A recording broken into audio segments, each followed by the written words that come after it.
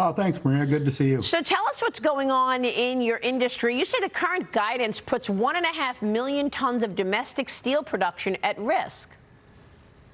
It could. We, as you know, on the show 2 years ago, we lobbied to get this steel back to being made here in America with clean, green steel and American workers. And that's what's taking hold right now. However, the Treasury sends out a paper to look at the tax treatment of how they're going to deal with this. And we found a loophole there that would actually allow this steel to be manufactured and made outside of America and classified as a manufactured product and still get credit for the tax treatment.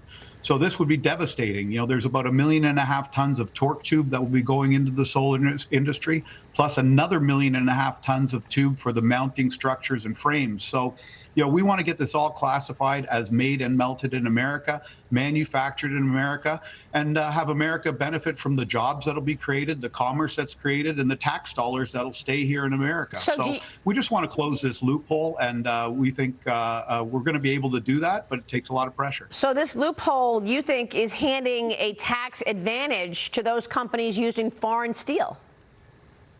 Absolutely. You know, they'd be able to use foreign steel that is made in ways that is much dirtier, cheap, dumped, subsidized, bring it over here to go into our solar industry and then get a tax credit with our tax dollars taking our jobs. So it's a little perverse. You know, the whole idea of tax credits are to be able to promote commerce and business here that'll generate even more tax dollars than you gave out in tax credits. Hopefully $2, $3, $4, $5 of revenue coming in for the tax incentives you put out there. Wow. And employ Americans and support American communities and support our GDP. So we just have to close this loophole, make sure it's closed. And this goes on in many, many other sectors as well. So like I said, the devil's in the details. We're on top of it, and we hope the Treasury listens. Well, here's Mike Baker. Yeah, Barry, good to see you. How aggressive will the Steelworkers Union be in pushing for a change in this? I mean, given that President Biden postures himself as the most pro-union president ever.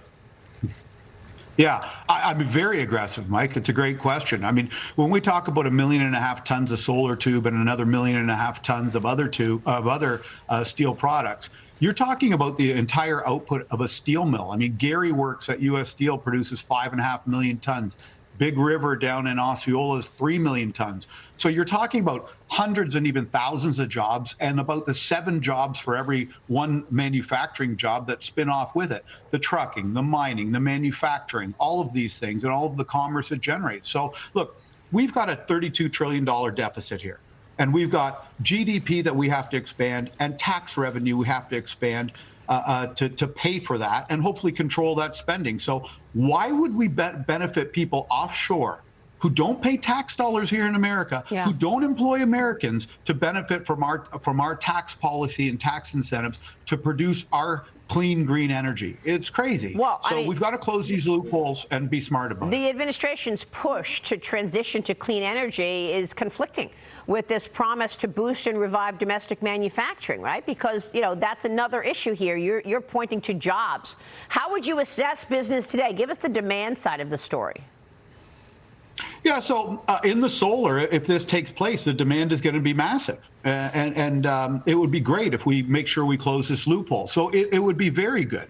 You know, on the other side of the coin, you know, some business is slipping off. I mean, interest rates are definitely having and you know, that's going to take some time, but we're going to see a slowdown. So we need other sectors to pick up. And if we can do this right, it will benefit. But it's about protecting the steel industry as well. Look, we've got clean, green energy policy here. We've got to make it with the cleanest steel in the world, which is made here in America.